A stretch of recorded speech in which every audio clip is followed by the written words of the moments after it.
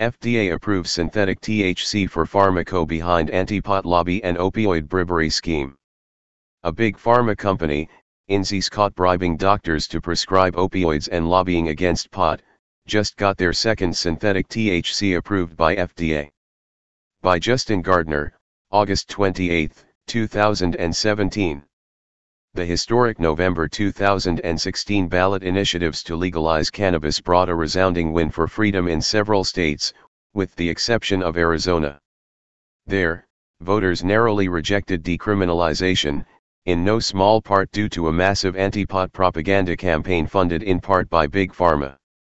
Arizona-based INZIS Therapeutics gave $500,000 to a group called Arizonans for Responsible Drug Policy, which amounted to 10% of the group's total money used to manufacture and disseminate anti-pot propaganda. Some of the scare tactics INZIS used itself was to claim that legalization fails to protect the safety of Arizona's citizens, and particularly its children, and that production of narcotic raw materials promotes abuse. Both of these claims are patently absurd, coming from a pharma corporation under investigation for bribery and marketing fraud relating to its synthetic opioid substance, a dead form of fentanyl. As we know, by far the most devastating form of drug abuse, opioid addiction, which kills tens of thousands of people a year, was brought about by Big Pharma itself under a legal framework. The real reason for INZIS' opposition to cannabis legalization was spelled out in a 2007 disclosure to the SEC, which stated, if marijuana or non-synthetic cannabinoids were legalized in the United States, our ability to generate revenue and our business prospects would be materially adversely affected.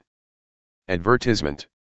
At that time, INZIS was marketing dronabinol, its synthetic version of the primary active and medicinal ingredient in the cannabis plant known as tetrahydrocannabinol, THC. The company knows that if cannabis is legal, people can grow their own medicine or buy purified natural versions from MMJ dispensaries instead of INZIS patented products. Read more. Unsealed docs show Big Pharma colluded with pain clinics causing an opioid epidemic. Now, INZIS' investment into anti-pot campaigns has paid off again with the launch of a second synthetic THC drug called Syndrose. After getting DEA to list its synthetic THC in the coveted Schedule II category in March, INZIS has gotten approval from the Food and Drug Administration, FDA, to put Syndrose on the market. INZIS has been going through the government approval process for Syndrose for 13 months. Just as cannabis legalization efforts were sweeping the nation. Syndrose is a liquid, oral solution of dronabinol approved for the treatment of chemotherapy-induced nausea and vomiting, as well as anorexia associated with AIDS. Of course, in many U.S. states patients can go to legal medical cannabis dispensaries for the natural version of THC and treat their condition just as well, if not better. But INZIS is literally banking on government restricting people's freedom so they become dependent on INZIS' patented synthetic product, which comes with potential side effects of nausea, vomiting, and stomach/abdominal pain. It's also no coincidence that INZIS' $500,000 expenditure came as their stock market performance was tumbling due to the revelations of bribery and marketing fraud. As TFPT previously reported, 6 former INZIS Therapeutics Inc. executives and managers were arrested in December on charges that they engaged in a nationwide scheme to bribe doctors to prescribe a drug containing the opioid fentanyl. Along with the executives, Michael Bayach, the former CEO, was also charged in an indictment filed in federal court in Boston that same week. They were all brought up on charges of racketeering for their scheme. Read more. For the first time in history, state moves to decriminalize all drugs, even heroin and meth. Patient safety is paramount, and prescriptions for these highly addictive drugs, especially fentanyl, which is among the most potent and addictive opioids, should be prescribed without the influence of corporate money, Carmen M. Ortiz, the United States Attorney in Massachusetts, said in a statement at the time. I hope that today's charges send a clear message that we will continue to attack the opioid epidemic from all angles, whether it is corporate greed or street-level dealing. Sadly, however, nothing changed, and this corrupt company is now receiving help in the form of a government-granted monopoly. Instead of setting an example with INZIS, the FDA and DEA may have actually saved them, as their new Syndrose drug is expected to bring in up to $400 million, making it an exciting prospect for investors. Who cares about fraud and bribery when you can keep on using government to restrict people's freedom to use a plant and approve synthetic versions of that very plant? Adding to the absurdity of it all is the fact that if government approves a synthetic version of THC, then this is an admission that THC has medical uses. Even the government's National Institutes of Health knows this.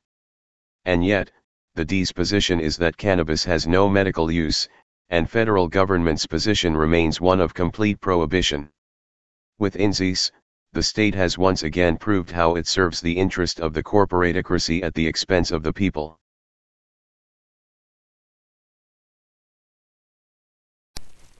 Hey Charlotte County, this is Charlotte County COPWATCH, and I found that I had to make a change this ending on my videos, letting you know about the channel and fair use laws, you know, how we can report on other people's reporting and how it's good, how it's bad, etc. But you guys can look it up yourself.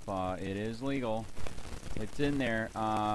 But like I've told you before, that I've been cut off from making money on YouTube for 4 years. It's really weird, bizarre, but they cut the money off, but they said you can keep the channel, and now YouTube makes all the money. And if you get bored, plug it into Social Blade website, and you'll see that they are making a huge amount off the site. Right now it's at 63 million views, 53,000 subscribers, almost 3 million views a month.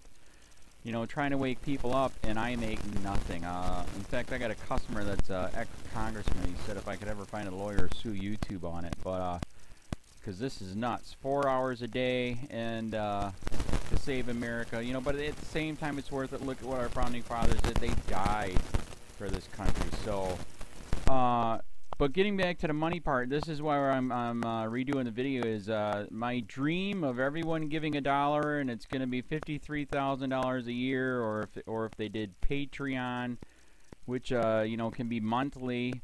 That is not working. That'd be great if it did. Nothing is perfect.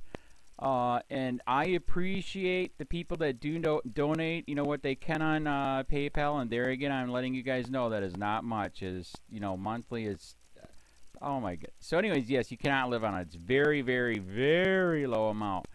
But the dollar things, I do appreciate that. But when I first said everybody give $1, that's not working. I'm just letting you guys know it's, yeah, that's that dream. Everybody gives $1.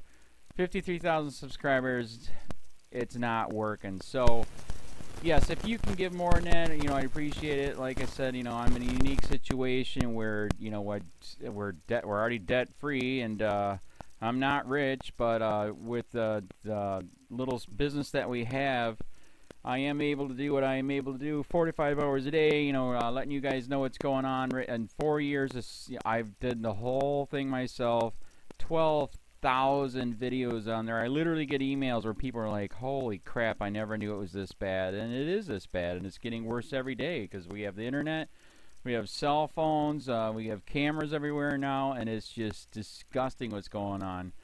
And then, as you guys know too, now we got Trump, we got Jeff Sessions doing a war on drugs, and now he wants to go after the forfeiture laws again. It's just unfreaking real. So if you can give more than that dream of everybody giving $1, it's, yeah, that old video, that's not working. They're not, they're just not. So anyways, if you can give more than that dream is not working. Hardly anybody is giving. There you go. So that's why I'm remaking the video. If you can give more than that, that would be great. And there again, like I said, the Patreon's there. There is some people on there that are starting to give, but there again, it's very, very low. And like I said, I don't want to get rich off of that. I'm going to keep doing what I'm doing because, you know, it's still so stinking corrupt. It's not even funny. My court case that I'm going to be paying out of my pocket myself with Charlotte County's coming up. They illegally looked me up and then posted all my information on LEOAFFAIRS website. They basically doxed me, however you want to say that. I forget what the word is, and they outed me, man. And that information on that site went out to 500 sheriffs, deputies, people that work at the jail, etc., etc., etc. So, yeah, it is very, very scary, but we're going to do a federal case, 1983 case, violating freedom of speech. We have 17 cameras in the house now. We got 2 cameras in the car. I always carry a camera plus a cell phone. A lot of people are highly recommending I get a vest now. If I could, if the wife would let me, I would run for sheriff. We are trying to push the thing nationwide right now. Where just to mix it up and to get the topics out there is register to run for sheriff, NPA, no party affiliation, as a write-in, and that is completely free, and you can participate in the elections. And there's a lot of stuff. We got a guy, James McLinnis in Pinellas County, Tampa, who almost won. He experienced the corruption himself. The story is unbelievable. Look him up. It's mind-blowing what they did. It pissed him off. He is very, very smart. He has way more money than I did. He ran for sheriff at the last 3 months last year in 2016 and almost won. He got all of the black vote. And the reason why he did that is because he ran on, I will not bust, we're in Florida, I will not bust anybody for weed anymore unless it's an ungodly huge amount, like pounds. And then he also ran on no more victimless crimes, no more of this freaking road pirate bull crap. And then he was going to cut the budget by 30%. And when you think about that, you can. If you stop the road pirates, you can get rid of a bunch of people. Gone.